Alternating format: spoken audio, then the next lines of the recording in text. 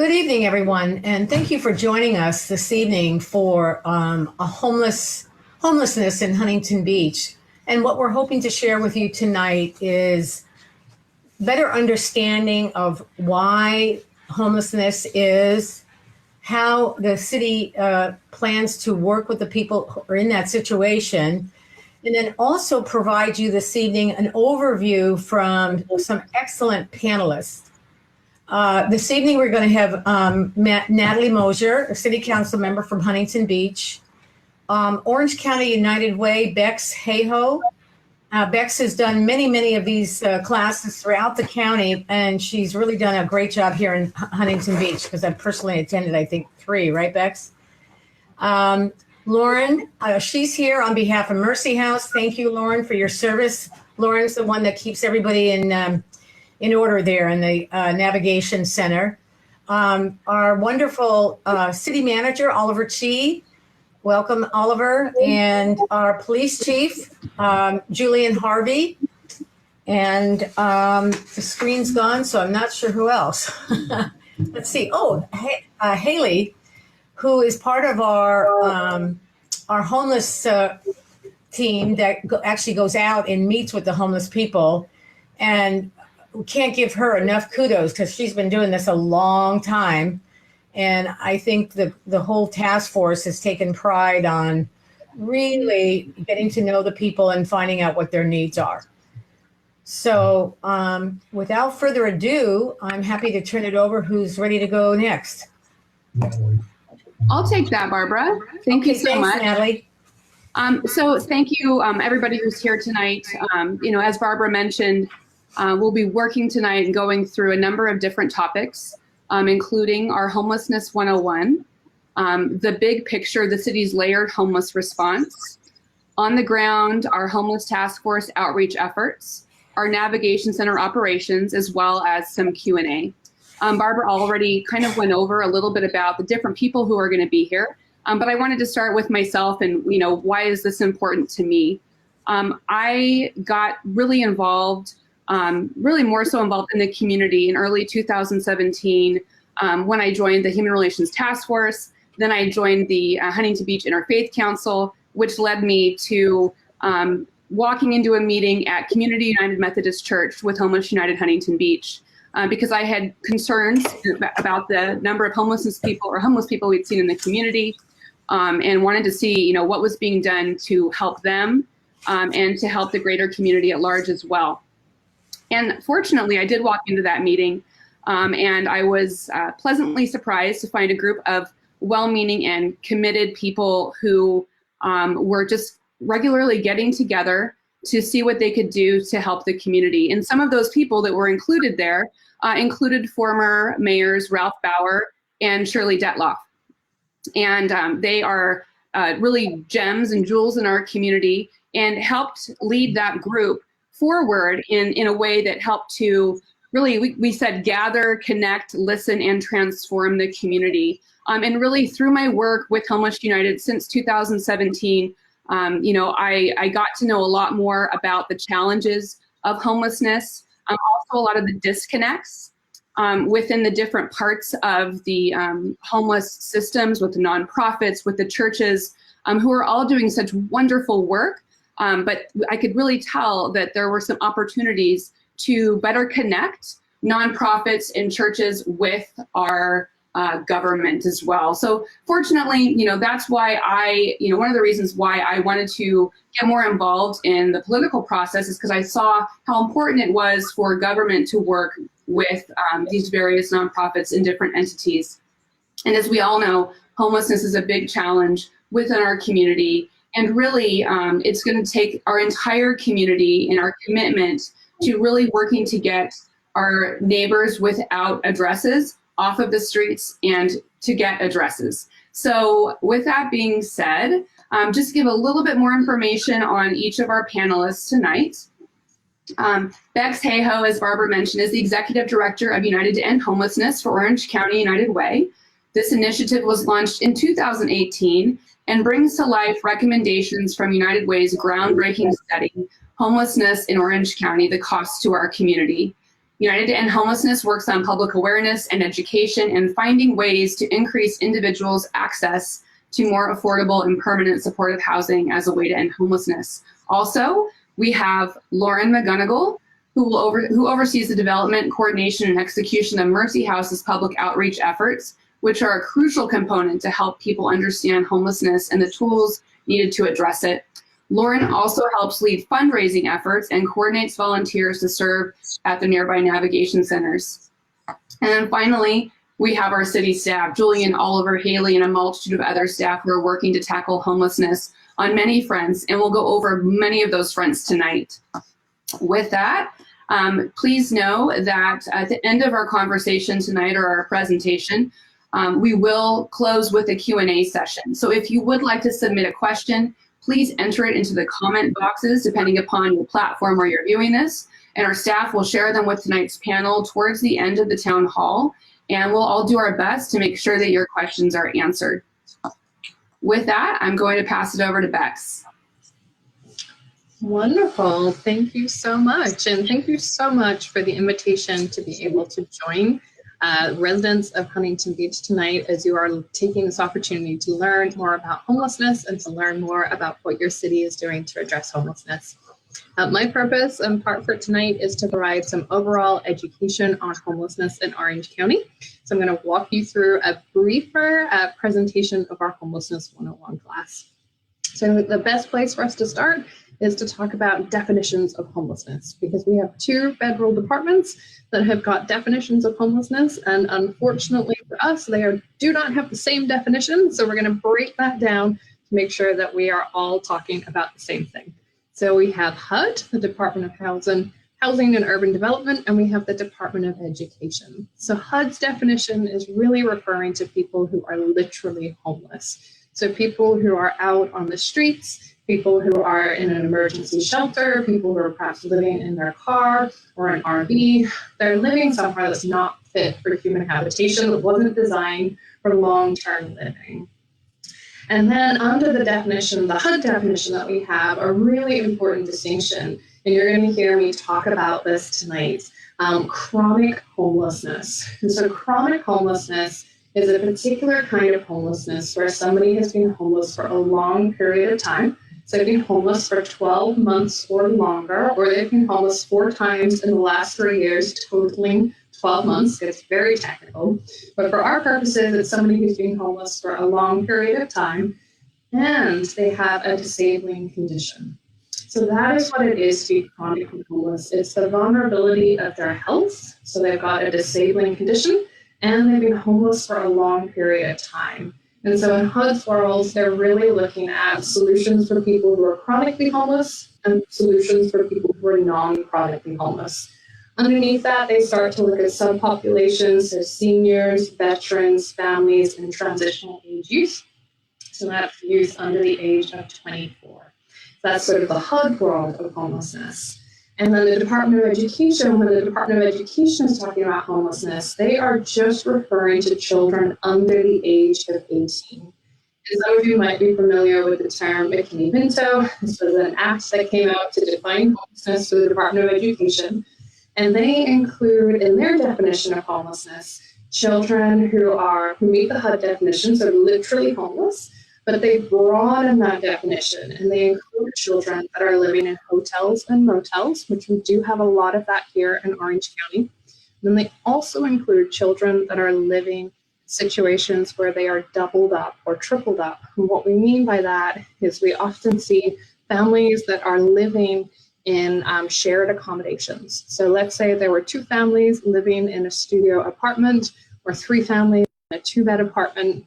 That's considered to be doubled up or tripled up. And so those children would be considered homeless under the Department of Education's definition, but they would not be considered homeless under the HUD definition. And so it's important to set that, to clarify this, because the numbers that you see for the Department of Education's homelessness numbers are very different than the HUD numbers when we talk about homeless children in our community. And that's why, because the Department of Education's definition is much, much broader than HUD's definition. So it's just always important to set the stage. And so now that we've got that out of the way, we're going to dive into some statistics around homelessness here in the United States. And so this is data from 2020. So there were almost 600,000 people who were counted as homeless last year across our country. That does include families with children. It included about 37,000 veterans. This homelessness increased by 2% from 2019. This was the first year that the number of unsheltered individuals exceeded the number of sheltered. So what we saw last year in 2020 was that we had more people out experiencing unsheltered homelessness. They weren't in an emergency shelter or transitional shelter than we've had in prior years. So that is pretty alarming. When it comes to California in general, here we've got 12% of the overall population of the nation, but we have 28% of the nation's homeless population here in California. That was equal to about 161,000 people here in California experiencing homelessness. So just under 26,000 people in families, about 12,000 unaccompanied youth. So as I mentioned, that's under the age of 25, and about 11,500 veterans. We've got some of the LA statistics here for you to give you an idea around how those numbers have been fluctuating in LA. And then I'll do a much deeper dive into the Orange County numbers in a moment. So before we do that, I want to talk about a concept called housing first. This is a philosophical approach to addressing homelessness. And this is really important for people to understand because this is being considered the best practice, the sort of the golden rule when it comes to addressing homelessness ever since the Bush administration. So it came out under the Bush administration. It has had support, it's had bipartisan support from every administration since then. And so every administration has funded programs that operate using the housing first approach for addressing homelessness. So a little bit of context there for you. So you might be wondering, okay, Becks, that's nice, but what in the world does housing first mean? So before housing first, we had an approach for addressing homelessness where people sort of had to work this kind of staircase to be able to end their homelessness. You might get connected to a shelter. They may or may not get connected to support services. They might get some case management, but they may not. Perhaps they're just accessing food from a soup kitchen. But there wasn't really this sort of holistic, integrated approach to being able to end their homelessness by actually moving into a home of their own. With housing first, the key here is that the goal is to get somebody into a home that is theirs, where they sign a lease agreement, so it's their permanent home, as quickly as possible. So we sort of bypass this staircase approach where people are having to kind of work their way through very, very complicated systems. And the goal with housing first is how do we get somebody who's experiencing homelessness into a home of their own as quickly as possible and provide the support services that they need that are unique to them and their situation so they can maintain their housing. So it's very much both of those things. It's not putting somebody into an apartment and running away and not supporting them in that process. That is not a housing first approach at all. And it's also not just offering support, but never actually helping them get into a home. It is a combination of both of those things.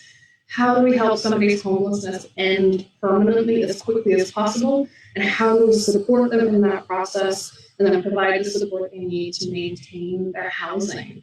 And really the philosophy here is that homelessness is a housing problem and that we solve it by providing housing and support services as quickly as possible. And around the country, various studies have shown that this is a much more cost-effective way to address homelessness. We see that there is a reduction in people's visits to the hospital. There's a reduction in how long people stay in the hospital when a housing first approach is being used. There's a reduction in interactions with law enforcement. There's a reduction in how long people spend on the streets before their homelessness can end. And all of these factors result in it being a much more cost-efficient way to address homelessness. So much better ROI, much better return on investments for us as taxpayers, and that is why every administration has continued to fund, promote, support, and push forward programs that operate using this housing first model. So really important context for us. So we're going to move on to talk about different kinds of shelters and housing solutions, some of which you may have heard of and some of which you may not. So I want to just provide, again, some terminology, some context so that we can all be using the same language as we move into our discussions tonight. So at the top, you'll see some different things: emergency shelter, transitional housing, rapid housing, permanent supportive housing. And I'm going to explain what each of these are, because they're all part of the continuum of services that we have here in our community. So emergency shelters, you're probably pretty familiar with this concept. They've been around for a long time. Traditionally, they were offering sort of overnight shelter, to be able to get off the streets, have somewhere to spend the night. They've evolved a lot over the years, and I'm sure that Mara will speak to that when she's talking about the work that's been happening in Huntington. So there's been a lot of really exciting evolution around emergency shelters, particularly in our community in the last few years. But they tend to be offering night-by-night services. Some might offer a 30-day stay. And the goal here is safety, and hopefully we can get people connected to services as well to help them on their journey to end their homelessness. And emergency shelters are available for people who are experiencing chronic homelessness and non-chronic homelessness, particularly if they are a low-barrier shelter. Transitional housing is something that is sort of more geared towards people who are non-chronically homeless. That's because it tends to operate more as a program that people apply for. And so they tend to have to apply for the program. These programs are normally between 6, some run up to 24 months. And so it could be a transitional housing or a transitional shelter is another term for this. And here the goal is to be able to offer temporary supportive services while that person is in that program to help them work on any barriers they may have, help them overcome any issues that might have led to them falling into homelessness, and to be able to help them to reintegrate once they graduate from that program and to be able to find housing of their own. And then that brings us to rapid rehousing. Rapid rehousing traditionally is aimed at the non-chronic population. The goal with rapid rehousing is to get that person or family into an apartment, into a home of their own as quickly as possible. They sign the lease, and then the supportive service provider, the nonprofit that's working with them, offers services and financial support that are tapered off over a period of time. So they might help with the security deposit, they might help with the furnishings, they'll provide that case management support. And then over a period, anywhere between sort of 3 to 6 months, sometimes 9 months if it's needed, that financial support tapers down as the household takes on their full rent and their full bills. The financial support comes down, the tenant, the client takes more of those responsibilities on themselves until they're paying everything on their own accord. And then the case management support services also decrease, so that household is stable and they are independent. And so that's the rapid rehousing approach to addressing homelessness. And that picture down there is just to give you an idea of somewhere where somebody might have been housed through rapid rehousing. That just looks like an apartment complex because it is an apartment complex here in Orange County. And so rapid rehousing, we just use apartments throughout the community. So anywhere that is available for rent could be used to be able to help somebody with a rapid rehousing program. And then the last one that I want to reference and share about is permanent supportive housing. And you'll see here that this is the only one that is specifically for people who are chronically homeless. And that's really important to remember as I describe what it is. That permanent supportive housing is the national best practice solution for people who have been experiencing homelessness for a long period of time and who have a chronic health condition. They have a disabling condition. So this is for a group of people who are incredibly vulnerable. Similar to rapid rehousing, with permanent supportive housing, we want to get that person into an apartment as quickly as possible. Similar to rapid rehousing, they sign a lease agreement. So this becomes their home. They've got a lease agreement that they need to abide by. The difference here is around the support services. So rapid rehousing, that tapers off and people are able to become completely independent.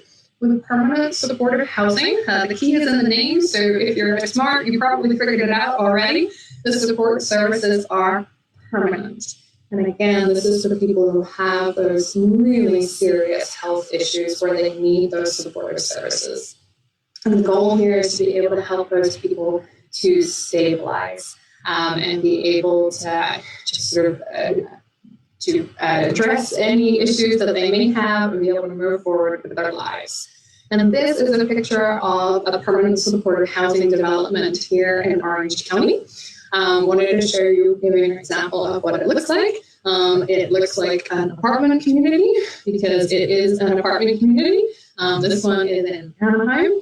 It doesn't look much different from the one on the left, and if you drove by, you wouldn't realize there was anything different about it, but it was designed specifically to be permanent supportive housing and affordable housing in the city of Anaheim.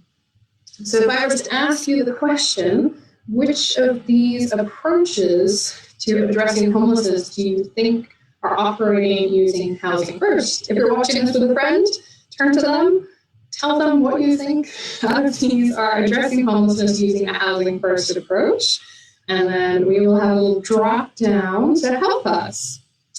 So if you mutter to your friend, I think rapid rehousing and permanent supportive housing are what housing first looks like, you would be correct, and I would give you a gold star if I could. Emergency shelters can also operate with a housing first approach when their goal is to get people out of the shelter and into housing that's theirs as quickly as possible. And we really have seen a positive shift over the last few years with a lot of emergency shelters really changing that philosophy to how they provide services. Transitional housing doesn't really tend to have that housing first approach. And HUD doesn't actually fund transitional housing or transitional shelters anymore. They moved away from funding those when they really prioritized funding programs that use a housing first approach. And with a transitional shelter, there's really only 3 groups that it's been proven where this approach is effective. That's for transitional age youth. Sorry, 2 groups, my apologies. It's for transitional age youth and then also for survivors of domestic violence.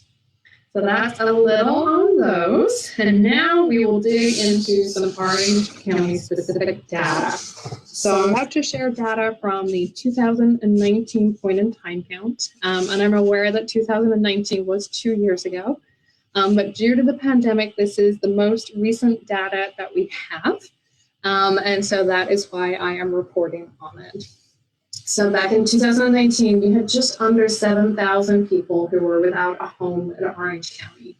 That's the breakdown there. When we talk about homeless services here in Orange County, we break the county down into what's called service planning areas or SPAs. So we have north, south, and central, and that's the map showing how that gets divided so you can see the numbers are across the county.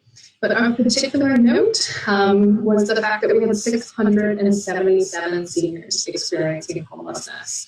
Across the country, we are seeing an increase in senior homelessness.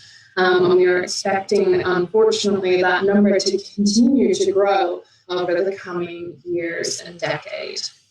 We had 271 youth who were experiencing homelessness, 311 veterans, 466 families, and we found 14 unaccompanied youth. So that was children under the age of 17 during the homelessness point in time count. When it comes to people's connections to Orange County, this is a question that a lot of people have. Where are people coming from? Are they really connected to Orange County? And so I wanted to share some of the data connected to this. So in the 2019 point in time count, this data has been trending in the same direction for many, many years. 73% of the people that were interviewed, their last address was here in Orange County. So these are people that went to school in Orange County, that worked in Orange County, that lived in Orange County. But the vast majority of our homeless population are indeed connected, deeply connected to Orange County. So I'm going to touch a little on what causes homelessness. And so this data is from the UCI cost study that was referenced earlier. If anybody wants to dig into it, it's available on the United to End Homelessness website. And so when we look at Orange County, and this might be surprising to people, but the top 3 reasons as to why people become homeless and fall into homelessness in our community, the top 2 are economical. People can't find jobs that pay them enough to live in Orange County. And then connected to that, they can't find housing that they can afford. And then the 3rd highest reason why people become homeless in Orange County are family issues. And what we mean by that is we mean death of a family member, divorce, separation, any kind of domestic violence or other abusive situation that's going on. And for anybody that is really quick at doing the math and is saying, hey, that adds up to over 100%, what's going on here? People are able to choose multiple reasons as to why they fell into homelessness, but these are the top 3 reasons as to why people become homeless here in Orange County. So earlier I had mentioned that the housing first approach was proven to be a cost-effective way of addressing homelessness, and we're going to talk about what that looks like here in Orange County. So as was mentioned, we did commission UCI to do a study looking at how much money was spent addressing homelessness here. And if you had to take a guess, you had to just pick a number out of a hat as to how much money we as a community, the county, spent addressing homelessness in 1 year. Just hold that number in your mind for a moment. And the grand reveal is that we spent $299 million addressing homelessness in 1 year. And this was a few years ago. And since then, homelessness has increased. This begs a lot of questions. And there's a lot more information that I can get into tonight. I will share the kind of top highlights, but if you are interested, again, the entire cost study is available on our website. So when we start to break this down and we start to look at how much money was spent per person per year, we see that we spent a lot more money.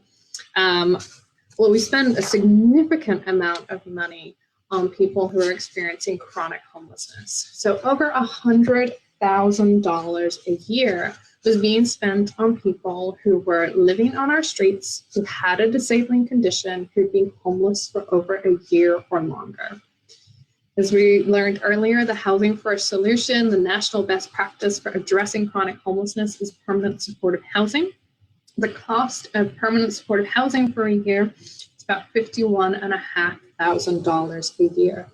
So it's almost 50% cheaper to house people who are chronically homeless and provide them the support services that they need than it is to leave them out on the streets, cycling in and out of the ER, potentially having multiple encounters with law enforcement, utilizing ambulances, having lengthy stays in the hospital, addressing those health issues.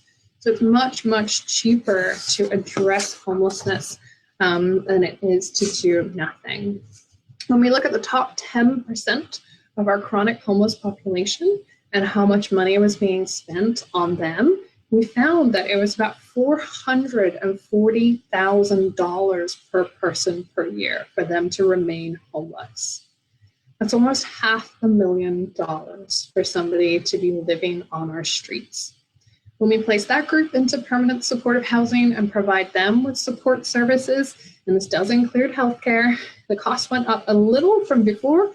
It went up to $55,000 per person per year. So when we ran the math to figure out if we placed all of our chronically homeless people experiencing homelessness into permanent housing, how much money could we save a year? And the answer was we could save $42 million a year. Unfortunately, that doesn't mean that we get to write a refund check of $42 million. If I had the power to do that, I would. But what that means is that those are cost savings. That's money that can be utilized in different areas in our community. So it is possible to end homelessness. So I do want to provide some hope. There are many places around the community, or not the community, excuse me, there are many places around the country that have had immense successes at ending homelessness. And there is a measure, there's a tool to be able to measure progress towards ending homelessness. And it's called to reach functional zero.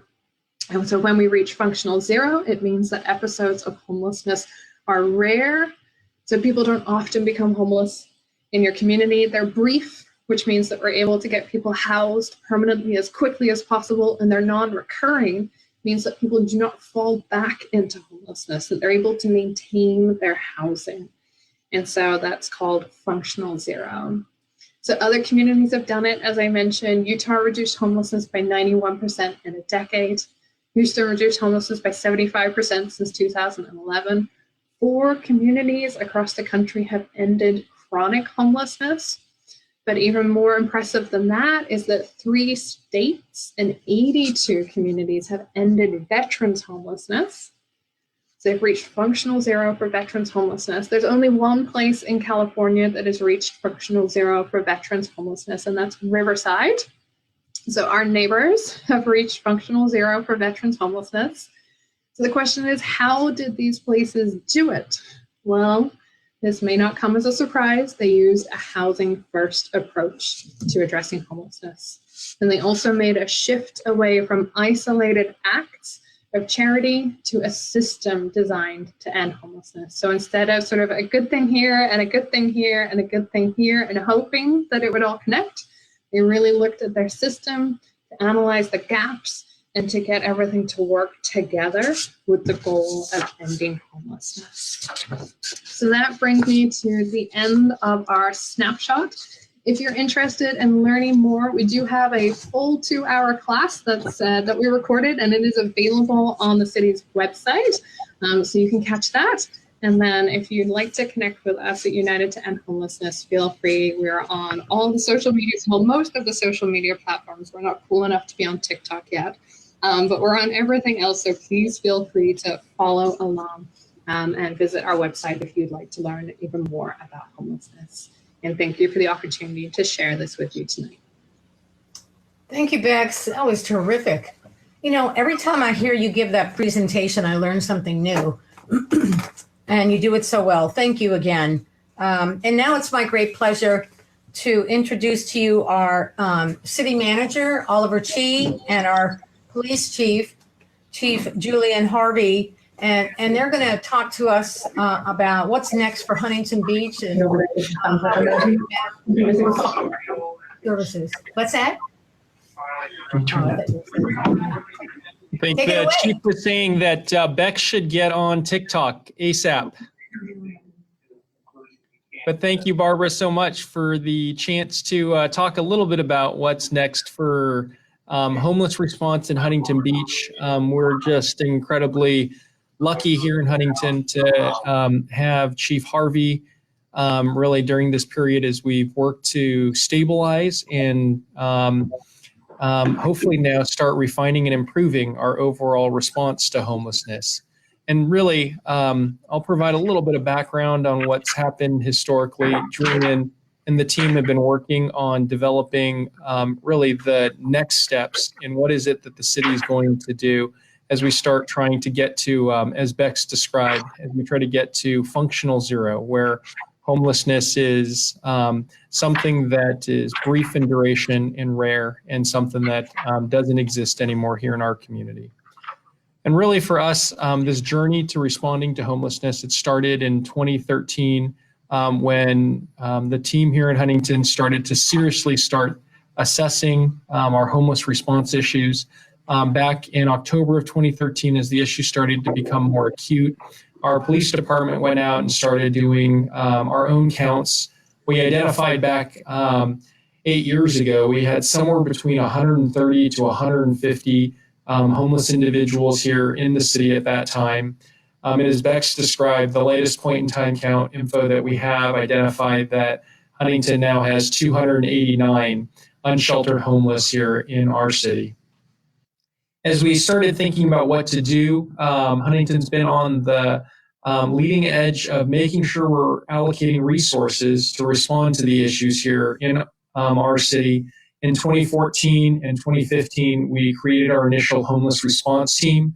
And as part of that effort, we were developing relationships with nonprofit groups and the faith community, trying to connect the different interest groups in town to do good things, to try to help those that were in need.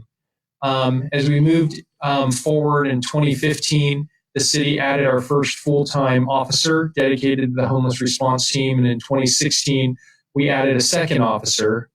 And we've continued over the last several years to add resources and personnel to responding to this incredibly important issue for Huntington.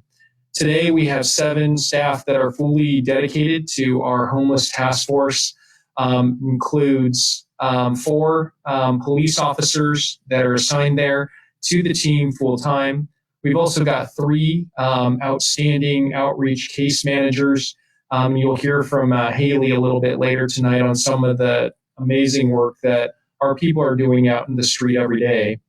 Now, under Chief Harvey's leadership, what we have been doing, and I think if we could flip to the next slide, under Chief Harvey's leadership, we've also now started to do additional training, and we've got more than a dozen officers who are now specially trained in addressing homeless-related outreach and response activities.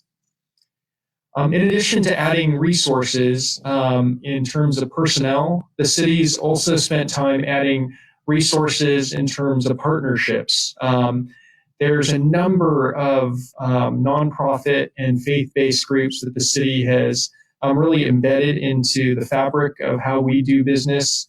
Homeless United Huntington Beach is just a tremendous group that Natalie referenced at the start of the meeting that's really been dedicated to finding solutions to impact and reduce the homeless situation here in town. We're partnered with a group called Family Promise of Orange County, which is an interfaith group that's looking to end homelessness for children and families in Orange County. Locally here in Huntington Beach, Barbara has a long history with this group. The Beach Cities Interfaith Services has been in Huntington for a long time, looking to work with those who are in need and homeless by providing a number of different services. Project Self-Sufficiency is another Orange County-based nonprofit that helps low-income single parents learn skills so that they can advance in their lives. Wound Walk OC is another agency we've spent a lot of time working with. Wound Walk personnel actually have been in Huntington going out to some of our congregation sites to provide wound care for folks who are homeless. We also are heavily embedded in the Interfaith Council here in Huntington Beach, really the collection of faith-based communities that are looking to help and always celebrate the good things here in our community as we work to help those in need. There's also organizations that we formed very strong relationships with. Be Well OC. Be Well is an agency that Barbara initially, about a year ago, said, you got to figure out this Be Well OC and meet this group. And we will, in the next couple of weeks, be doing additional outreach and hosting town hall meetings specifically on what the city is doing with Be Well OC, which is an intentionally coordinated system of public and private entities all bound together to create what will absolutely be a world-class mental health system for us in Orange County. The city is partnering with Be Well on a variety of mental health and substance abuse related response mechanisms. Chief Harvey will touch on some of those here in just a bit. And through those efforts, we do think it'll make a noticeable dent on our service levels as it relates to responding to homeless issues. Mercy House is our current provider of and our operator at our navigation center. And we'll hear from Lauren from Mercy House here in just a little bit. Resurrection Church has been in the community since 1964, and they've just been an absolute champion for us in Huntington in developing various homeless-related response programs and projects. They're always the first to raise their hand and say, we're here to help. And we have also, the last couple of months, expanded our relationship with Huntington Beach Hospital. The local hospital here in town has 131 beds, and we've now partnered with them to expand some of the behavioral and mental health services they have and embed those a little bit more into the city's response model, especially as we move forward with the Be Well program. Now, in addition to those relationships, we also need tools in order to respond effectively to the homeless situation. And our navigation center, which opened in December of 2020, has really been the latest tool that's helped us stabilize the overall homeless situation that we've been dealing with. The navigation center, again, opened in December. Currently, with the COVID restrictions that are in place, we only have about 50 folks staying there, but at full build out, it'll be able to house 174 guests in a congregate setting. And with the navigation center in place, what that's given Chief Harvey and our team at the police department is the ability to reach out to those in the homeless population and say, if you need help, we have a place for you and we can help. But if you don't want that help, you really can't continue to camp and take over public spaces in a manner that impacts the use of those spaces for the entire community. And we've had this multidisciplinary approach to really try to wrap services around folks and offer help if they need help. And if folks are not willing to accept the help, it gives, again, our team the ability to take certain public spaces back and return them to their original intended uses. And really, I think where we're at today as a city, what's next is, I think, an important component of the discussion. Where we're at today is a point of stabilization in some respects, that for a long time, without a navigation center and without resources and partnerships, the city was limited in what we could do to effectuate improvements in the overall homeless response program. But right now, with the navigation center in place, with the relationships that we've built, with the new training and tools that Chief Harvey has brought, we've started to stabilize the situation, and there's certainly a lot more we need to do. There are gaps that still exist, but we've been able to start thinking about some of the things that Becks has talked about previously. How do we address some of the housing-related issues that we need to handle here in Huntington Beach? For example, we have approved at the city our first permanent supportive housing project, a 43-unit facility with Jamboree housing that'll be on Beach Boulevard.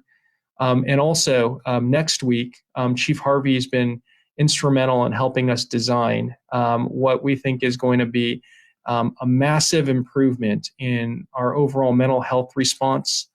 We've been working on a mobile crisis response program in partnership with Be Well OC.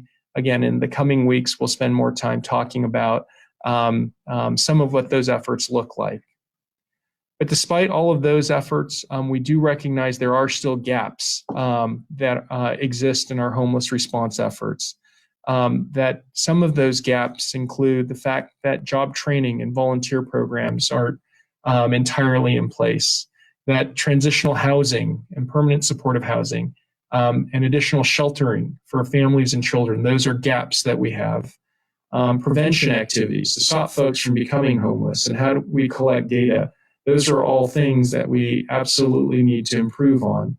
And as we move forward into the rest of this year, the City Council has prioritized homeless response as one of our 5 key priority policy areas, with a real objective of positioning the city to be a leader in addressing homeless, mental health, and related issues. And as we continue to develop our response plan, we'll hear a little bit more about that. The things that we are looking at are investing more resources to get us to what Becks described as functional zero. Because one of the things that we have seen is that all of our local agencies and our faith-based groups our nonprofit groups. There's a ton of interest with different groups that want to help improve the overall homeless situation here in town. The challenge, though, is how do you organize those efforts so that everyone is rowing in the same direction? Because each group that we had a chart up a couple slides ago of all the different partners that we have. Each one of those partnership groups are looking at addressing one part of the overall homeless related issue. And what the city is trying to do at this point is really develop a better strategy so that we can get to functional zero. And internally, what we've discussed and described our efforts as, we've called it Project Zero. And it's an aspirational goal. We recognize that. We recognize that there's always going to be some element of the population that is experiencing homelessness. But we can get our efforts much more unified and targeted and directed so that as we move forward, we're able to identify and break out into the various subgroups right now, what our homeless community looks like. Because we have stabilized, it allows us some bandwidth to start thinking about and identifying within our homeless community how many individuals are chronically homeless. What is our veteran homeless population? What are the families that are homeless in Huntington Beach? Can we identify each of the individuals by name here in Huntington and develop an overall strategy and plan to address each one of those subpopulations within our overall homeless group, so that we can direct the resources that we have, direct the work of our community groups, our nonprofit groups, our faith-based institutions, the city's efforts to get us to a place where functionally we're at zero. And the chief will talk a little bit now about some of the efforts we're deploying to get us to that point.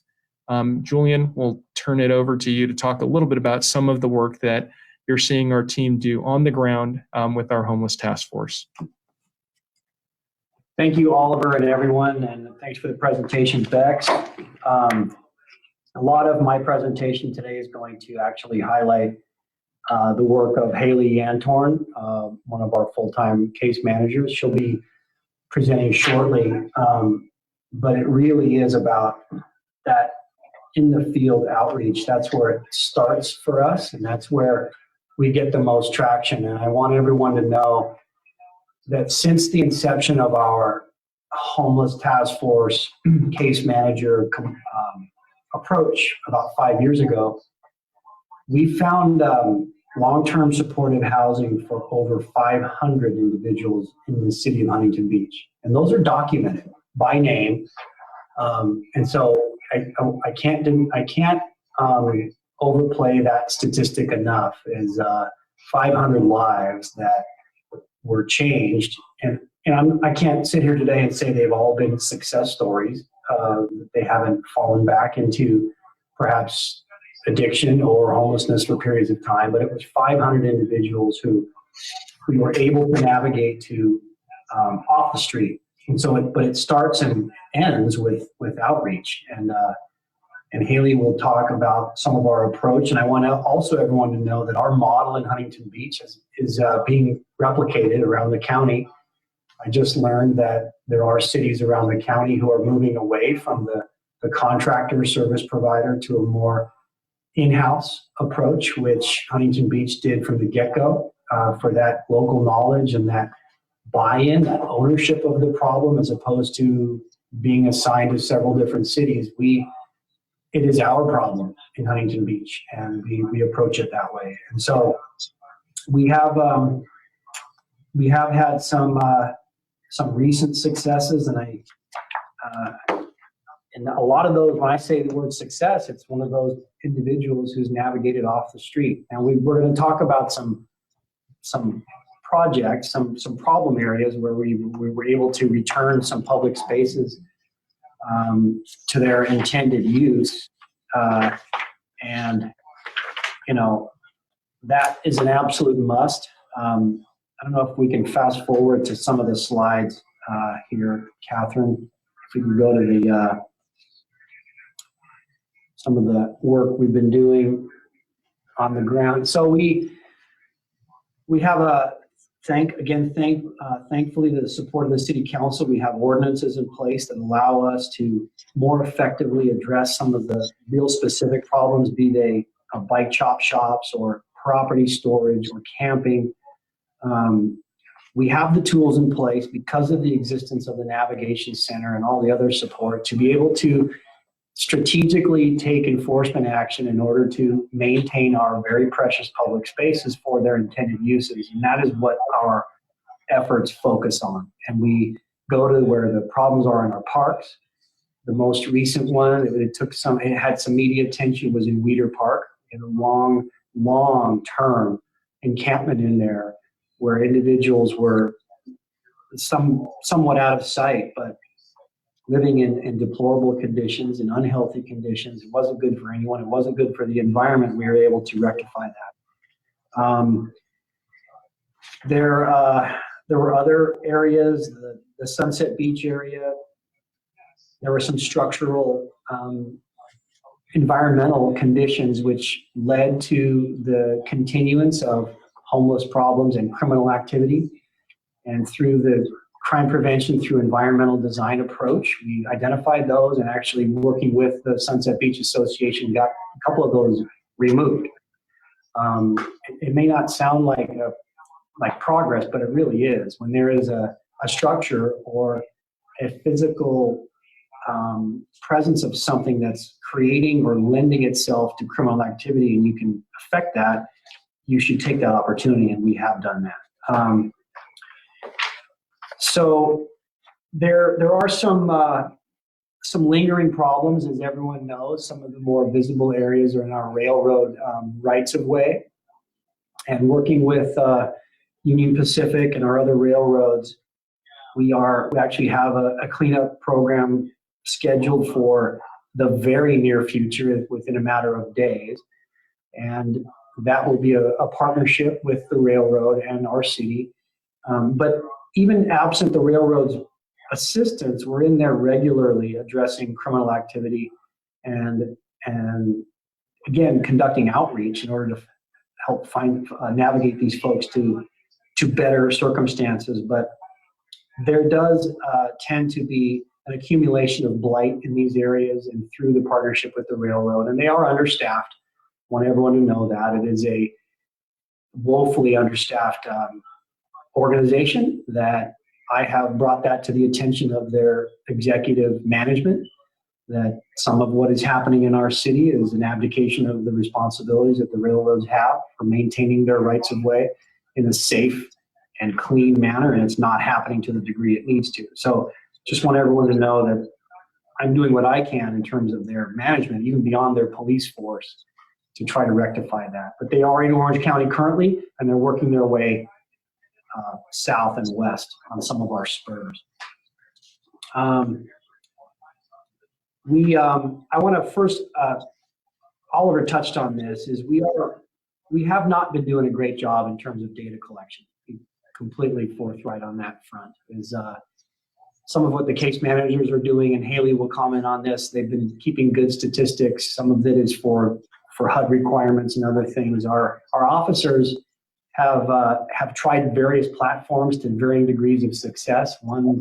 Two of which really didn't work very well. So we recently downshifted and are going old school with handwritten notes that our records unit are going to input into our records management system, so that I will know with certainty when I query someone's name, I'll know exactly how many times this person's been contacted by us, how many times we've offered outreach, what type of services were offered, was there a declination, was there an acceptance of those services, and where did it happen, most importantly. Eventually, we're going to get a countywide database that actually works, and we can share information across the county. It should have happened years ago. It hasn't. Orange County is unfortunately notorious for silo approach to these problems, but we're doing everything we can in Huntington Beach to break down those silos and get better data.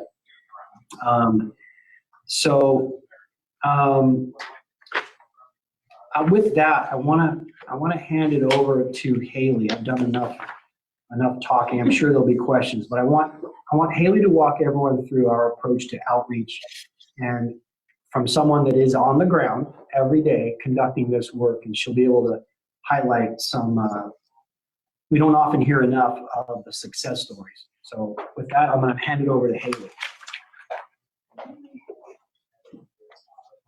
Play a little musical chairs for a minute. We're sharing a computer screen. Well, thank you, Chief. So that's a good place to start. So with outreach, the case manager side, we do tend to do outreach 2 times a week is what we try to stick to. And a huge portion of what we do is also in reach. So the majority of our contacts are reaching out to us. So these are happening through emails, through phone calls, and through walk-in office hours.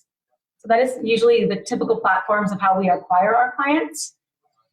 And then once we do that, we begin the relationship building process. And so you can see on the screen there, those are just a snapshot in time of our numbers for those 3 months.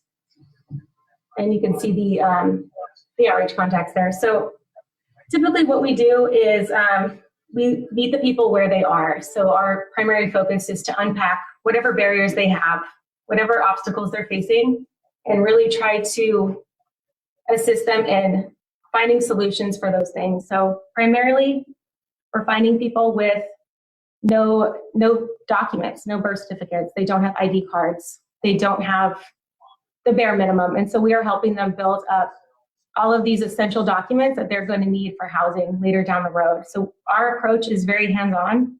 We see people through the entire process. So that process is street to home. And we're working with a lot of different demographics. So this is individuals, this is families. These are all types of people that it's not a one-size-fits-all approach. So we really do approach each person with their very specific needs, and we try to tailor our plans for them. So some people, the best course of action is to make a shelter referral. And so, you can see for March, we had 67 shelter referrals. Or I'm sorry, I take that back. We had 24 shelter referrals. And so those people went to shelter, but there's also, of those 320 contacts, other individuals that did choose to not go to shelter, but there's still other options for them. And so we do partner with a lot of county agencies, a lot of nonprofits that can offer them the other types of supportive services that Becks was mentioning, the transitional housing, all kinds of other programs for maybe for families, for veterans, whatever their demographic is. So we really do try to take that type of approach that's tailored for them. Something I think that's notable that's not listed on the screen there is since December 2020 till the end of March, we made 100 referrals to the Huntington Beach Navigation Center, and half of which were made by our full-time officers. So that just goes to show you our approach that we take is it's very enforcement and services focused. We're not just citing and arresting. Our officers are working to provide services and resources and shelter beds for those that are interested. I think that's a very big component. And it really ties together how seamlessly our team works. We do communicate daily, and we also work very closely with the Navigation Center. We communicate with them daily, and we do work with the clients to hopefully assist the housing navigators there in their housing plans. If there's anything we could do to facilitate the movement of them going from shelter to permanent housing, that is what we try to do.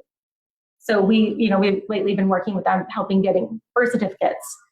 We have a contract with the Orange County Housing Authority. So we provide a 12-month supportive service for clients that are matched to vouchers through that housing authority. And so we'll offer them the supportive service, and the Navigation Center could also match the voucher. So it's kind of a two-pronged approach that we're using. We have the shared goal, it's obviously housing, and we're trying to get these folks from the street into shelter and into permanent housing. So I think that really kind of encapsulates what it is that we're doing here, and we're trying to get people from street to home. And Lauren, I think that maybe is a good place for you to talk about maybe Mercy House and what you guys are doing in-house there. Yeah, of course. Well, thanks so much, everyone, for just all the amazing content. It's so incredible to just hear all the wonderful things that this community is doing. And so Mercy House, just a quick snippet about us. We aim to be a leader in ending homelessness, and we do this by providing a system of dignified housing opportunities, programs, and supportive services. So we are the operator of this Navigation Center, but Mercy House has a portfolio that's so much more than Huntington Beach. And so we're really excited about all the different things we get to do, and one of those things is obviously operate this navigation center. And so I just wanted to give a brief update about kind of some stats and figures from the navigation center. So if we can get that slide up. Can't quite see it, so I don't have those numbers in front of me. Awesome. Okay, so if you can see this here, so our COVID-19 capacity is 120 beds. Obviously, due to the pandemic, we're taking the necessary precautions to keep everybody safe. So that is 59 males, 10 couples, 49 females, and then we have spots for 2 non-binary guests as well. To date, we've served 126 individuals, and that includes 78 males, 48 females, 8 veterans, and 56 chronically homeless folks. So that's exciting for us. 2 individuals have been permanently housed. 4 individuals have been connected to alternate temporary housing.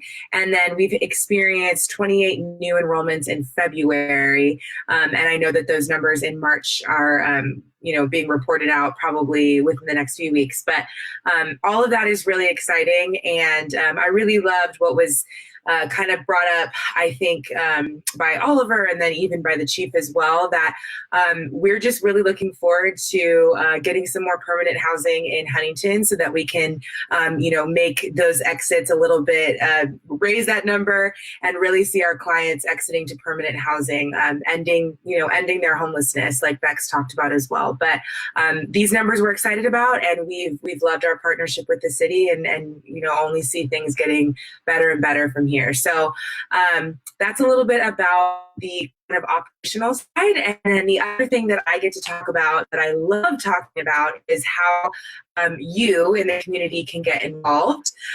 Currently, I'll just do a little bit of a brief snippet about volunteerism. So volunteers are actually we're not taking them at the shelter at this current moment just due to the pandemic, but we are hoping, fingers crossed, that as we continue to move, up in the tier system in Orange County and, just things get safer and safer, we are so excited to welcome volunteers into the shelter at that time. So stay tuned for that. But the best way to get involved is through donations. And this is something that, people have from day one. The city of Huntington Beach has just really taken initiative, and we've seen just a tremendous support. So as you can see on the screen, there's a couple specific items that we're looking for. Bath towels, a microwave. I mean, I don't need to read all of these out loud, but the biggest thing I will say is that we have a drive. I know that's happening on April 24th, I believe is the date. And, that will be a huge drive for clothing and for other items as well. But this is what we're asking people specifically. If you just feel compelled to give on your own, these are the items that we're really looking for. So my contact info is there. I would love to connect with anyone that's interested in donating and learning more about what we do at Mercy House and learning about how eventually you can volunteer. I'm super happy to connect with anyone. And yeah, thank you guys so much for just the work that you guys do. And we're really excited to be partnering with the city of Huntington Beach.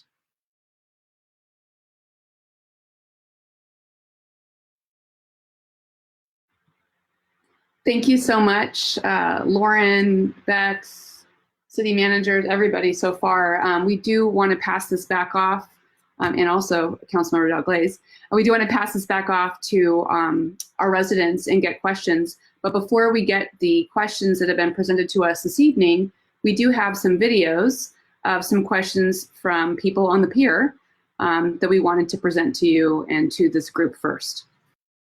What can the community do to solve the homeless problem?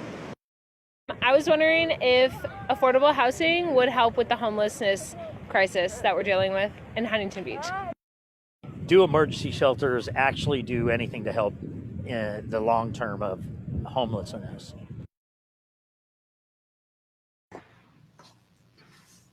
So we'll bring that up to a couple of whoever would like to answer those. I think we had, what are we going to do about homelessness in general? And then also, what is affordable housing going to do? Who'd like to answer that one? Okay, no problem. They didn't really say. Go ahead, Oliver. The short answer is yes, more housing will help. Absolutely. Becks's presentation, I think, highlighted one of the best practices that we're definitely seeing in terms of how you respond to homelessness, the housing first model. And Huntington Beach, like most of Orange County, were impacted by an incredibly constrained supply of available homes. And the data certainly does show that there are folks who have been priced out, and having more affordable housing is one of multiple responses that we do need to engage. But more than just affordable housing, I think on the housing front, another incredibly important element is this issue that I think internally we've talked a lot about. What happens on day 91?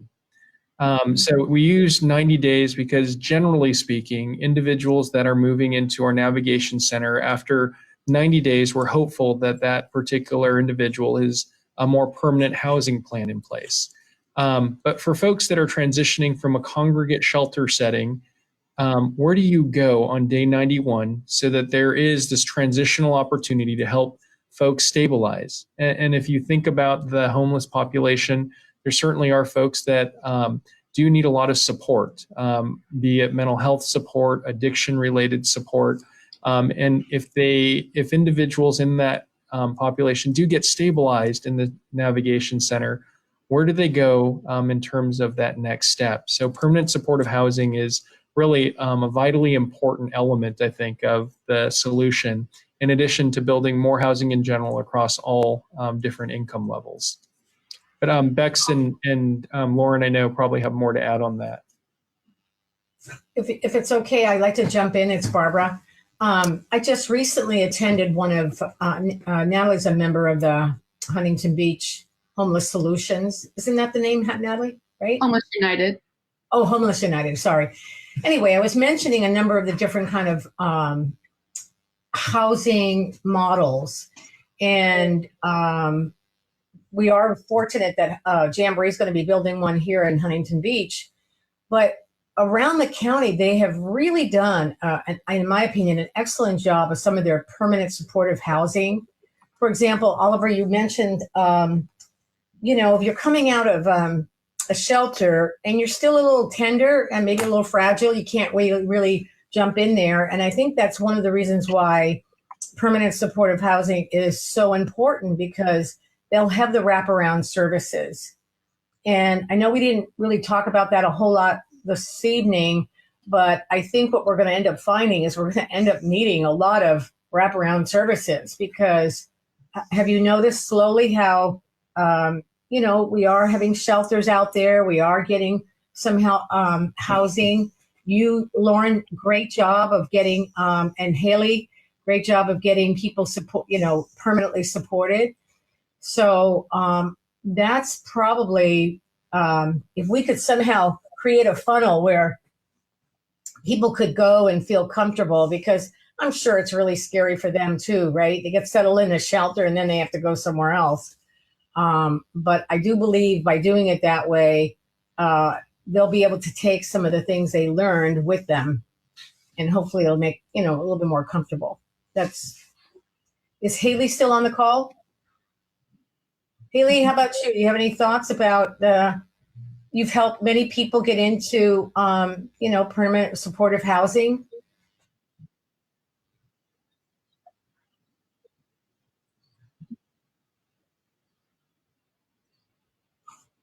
Right. Okay. All right. Great. Sorry about that. But That's okay. A lot of times people are not equipped to, manage the realities of having an apartment and living independently and paying bills. These very simple life skills sometimes are lacking. Yes. And whatever the root cause was of what made them homeless to begin with tends to seep up once they're in housing. And so supportive services are key. to permanent supportive housing. I think it needs to have both components or it just is not successful. So Well, I couldn't say it better. You're right on. And, but, you know, I really want to applaud all of you. Huntington Beach it's sort of stacked on each step of how we get to the next one, right? And I'm really delighted by some of the progress. Maybe one of you, possibly Chief, you could speak to this, or Oliver. What is your hope or your goal with the mobile unit that you're talking about? How do you see that really helping our individuals either on the street, or if in fact these folks are going to be able to help people that are having mental issues, that doesn't mean they couldn't help somebody in the community, right? No, for sure. And I'll just provide a quick overview of the issue. Julian can describe a little bit our proposed response. But in Huntington Beach, on an annual basis, we respond to roughly 2,500 calls for service that are mental health related. And then on top of that, we respond to another 12,000 or so calls for service that are related to homeless related or addiction related issues. 14,500 calls a year for service. It's roughly 10% of all of the work that gets funneled into Julian's shop. And the question I think we've talked about is, are police officers the most equipped and best resource to handle those particular instances that come up? Officers do an amazing job, but is there another way to think about the issue? And Chief Harvey, if you'd like to talk a little bit about some of what we've come up with as we've thought about this issue in depth. Yeah, thank you, Oliver. On Monday, we're going to be bringing an item before council that will fundamentally change the way calls like this are handled in this city. And I'm quite confident it's going to be replicated again. Our model will be replicated across the county and the region, but it's not going to be homeless centric. And these are going to be, as I've said before, there are individuals suffering from mental illness in all corners of our city and all corners of our society. Yes. People on this call probably have family members who suffer. The data are staggering, and the epidemic is growing, and it's only worse now with COVID, certainly among the adolescent, high school, and college age folks that are experiencing tremendous anxiety. So anyway, I see there being 4 categories of calls that will be diverted that we're going to currently as police officers. These are behavioral calls where individuals might be inappropriately responding to stimulus or events. Behavioral issues can be anxiety, they can be hysteria, a lot of different types of behavioral problems. The second category is the public assistance category, and that's where I see where this will help the homeless population.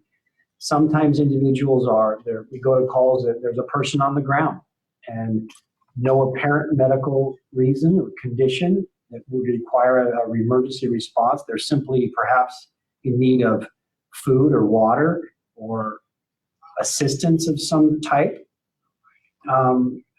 Again, absent a medical reason for a paramedic to be there, these are types of calls where this mobile unit can be of assistance. The third category is substance abuse. And these are individuals suffering from addiction who are interested in treatment, interested in sobriety. These also could be calls where a parent or family member or loved one calls and says, my loved one is using drugs or about to use drugs, and I'm concerned that there could be a potential overdose. So before that happens, this mobile unit could address that. And the last category is kind of the family category, non-domestic violence related calls for service, where there could be a mediation need where these individuals may be better suited to step in as a mediary, adolescent behavioral problems, child behavioral problems, incorrigible situations, don't want to go to school. These are calls we go on every day that police, although there are very talented officers who navigate these calls quite effectively, we really should be doing something else. And that's crime prevention, that's emergency response, it's proactive enforcement, and it's community policing. Establishing and building on the trust that we need in the community as opposed to toiling away on some of these calls that take hours to resolve or not resolve. And so those are the 4 categories. It's not homeless centric, but it is, in our gated communities, these calls are happening, and in our streets and in our parks, these calls are happening. So I think it's going to it's going to move the ball down the field like we've never seen before. And lastly, is we go to these calls sometimes and unintentionally add a layer of anxiety to the situation. We add a layer of, we make the problem more acute sometimes in the eyes of the individual suffering from the episode simply by our uniform and our mere presence. Unintentionally creating a complexity and sometimes an application of force where we had no intention of doing, but had to react or respond to something going on. If we're not there, those force applications aren't happening. And the numbers there, again, are staggering. In the country, I believe 1 in 4 fatal officer-involved shootings involve someone suffering from some type of mental illness. And so if there is no police reason to be there, meaning there's no violence, there's no obvious criminal activity, there's no weapons, I'm not sure why we're going to these calls. And so that is the program in a nutshell, and I think it's going to really improve things. Chief, also too, I recall a conversation that we had. We're really going to make it easy for the public. It's just like calling dispatch, right? 911. Yeah, And none of that changes. The same system that's in place, emergency, non-emergency communications center. Those folks are actually getting trained now. Okay, We good. started in anticipation, hoping that this gets approved, that we'll train now and kind of learn how to triage these calls, which ones would qualify, which ones won't. And early days, I see us going along on some of these calls until we learn Sure. a better grasp of it. So, yeah, nothing has to change. The infrastructure stays the same, and it's a truck or a van and some professionals that are clinically trained in this type of work. Well, what I like about that too is what you said, because some people do get afraid, especially with the uniform. But whatever the issue is probably fear heightened pretty strongly at that point anyway. But I think at the end of the day, it will bring some more security to people who are in need in our community and allow you and your police department to do what needs to be done in other areas. No, absolutely right, Councilmember Del Glaze. And the last thing about this program is the case management or the case follow-up component that is it was put in the request for qualifications, and it's an absolute requirement for the vendor who is selected that when there is no dynamic call unfolding for them to respond to, they're actually following up on cases. Great. There could be 12 or 15 cases where these people are chronically mentally ill and they're in and out of institutions, and there are ways to go proactively talk to those individuals and family members, make sure they're taking their medications, make sure they're not in crisis, and interrupt that before there's a call for service. That's an essential component to this as well. Thank you. Natalie, you want to take it away? Sure. Well, I think there was maybe a question during the video that we had missed too, which was, go ahead. do emergency shelters actually work? And we do have another question that's kind of related to that, which is, can you explain how the Navigation Center allows us to address homelessness? Good question. Whoever would like to take it. Lauren, do you want to start with some of what you've seen at the Navigation Center itself? Yeah, of course. I think something that people may not realize, and something that we always, like to remind anyone who volunteers for us or, inquires about more information, is just think about what it would be like to try to get your life together. So trying to get a job, trying to get, documents updated, trying to get documents that maybe you don't have in your possession, trying to, register for Social Security or for benefits or for various things. Imagine trying to do that without having like a home base or anywhere that you can, you know, get work done or kind of process through different things or store different things.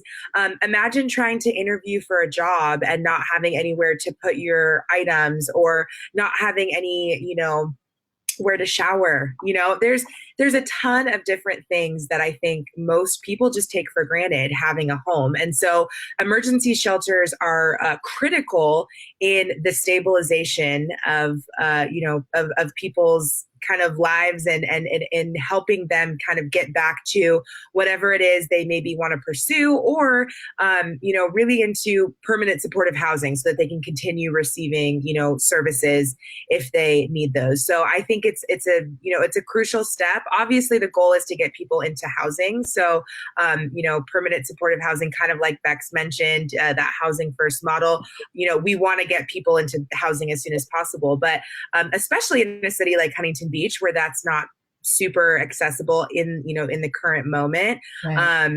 Emergency shelters are pivotal.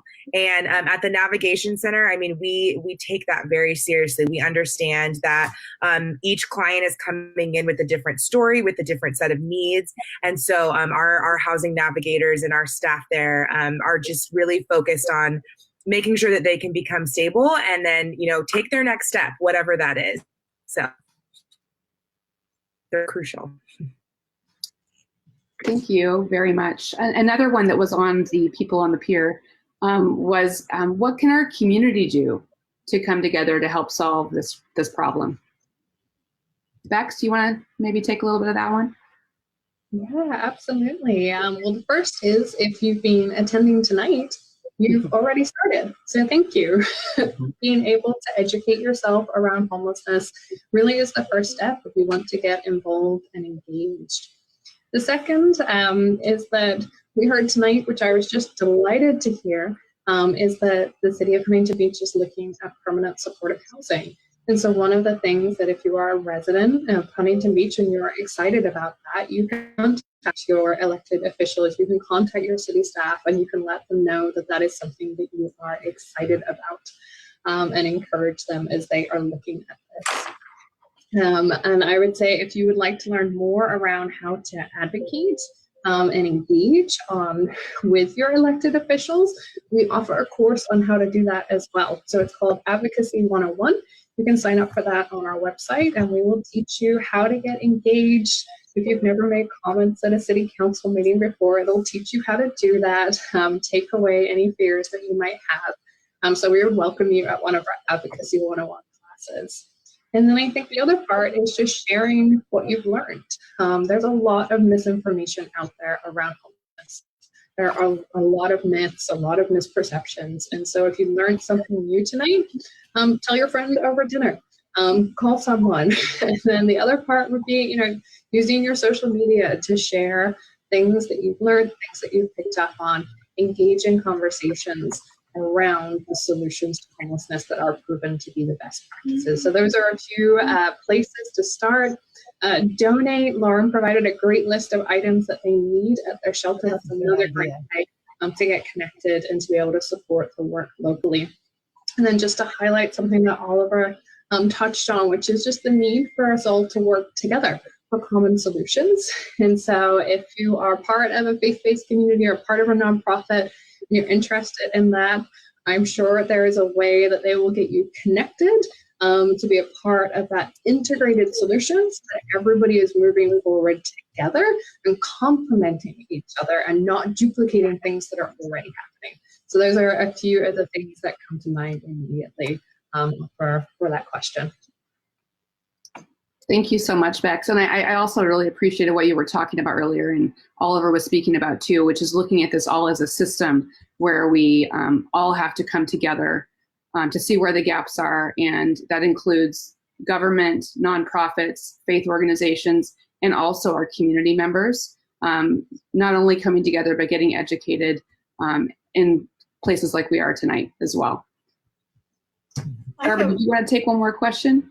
Yeah, I have actually two that I'd like to throw out, and if they could be, maybe one for the chief. Can you explain again how the Navigation Center allows us to address homelessness in camplands? and loitering issues? And then the number 2, do we provide any outreach at this time for rehab services to those coming out of rehab without a place to live? I'll touch the first one. So there is a Ninth Circuit Court of Appeal case, the Martin versus Boise case, which is controlling in this part of the country, that says that the police cannot enforce essentially the status offenses like camping until and unless there is an alternative, a suitable alternative to living on the street. And so in Orange County, through the assistance of Judge Carter, who's now actually working in LA County, and trying to move the needle there as well, is in order for us to be able to enforce our status offenses, we have to have suitable and available shelter beds as an alternative. And that is what the Navigation Center has provided. And so, again, enforcement is not the first tool we pull out from our belt. It is a tool that is essential for those, intractable situations where we have individuals who are completely uninterested in services, and their lifestyle of choice is to camp in our very precious and limited public spaces. And so in order to incentivize that person to select a different alternative is where enforcement comes into play. And so the second part of your question, I think others might be able to chime in. I don't want to take all of the floor, but Hayley, do you want to touch on the rehab part of it? Or we have a whole mosaic of services available to folks. And that's why the centers are so important, is that the provider, Mercy House, brings in those service providers while the person is in a stable environment, and they're able to get sober and they're able to learn skills so that when they do exit, they're better equipped and they're a greater likelihood of success. If they are eligible and interested in shelter, and they're coming out of a behavioral health center or a mental health hold or even county jail, we've had these phone calls just this week. If they're interested in shelter, we could definitely make that referral for them if they're eligible. And if they're not interested in shelter, there are other options that do exist in the county. We've gotten quite a few people into sober living homes, into other second step mental health programs. So that with the second step, would that be a rehab services for those coming out of rehab? It would be more for mental health. So it'd be people who are coming off of the 5150 holds. There's a second layer to that. Sure. If they're eligible and if they're interested. So it's something that they would have to be willing to do. Thank you. What do you think? I think that's been amazing. I really want to thank everybody who's been taking the time to be here tonight. All city staff, Lauren, Becks, Councilmember Dalglaze, the chief and the task force as well. A lot of great work. So I think we'll move on just to say thank you. And for a recording of today's webinar, you can please visit our YouTube channel at youtube.com/cityofhb or hbhomelesssolutions.com. And we just encourage you to visit these sites, view the recording, and please share it as well. We want to get this information out to as many people as possible. And again, thank you so much for participating, and we look forward to finding solutions together.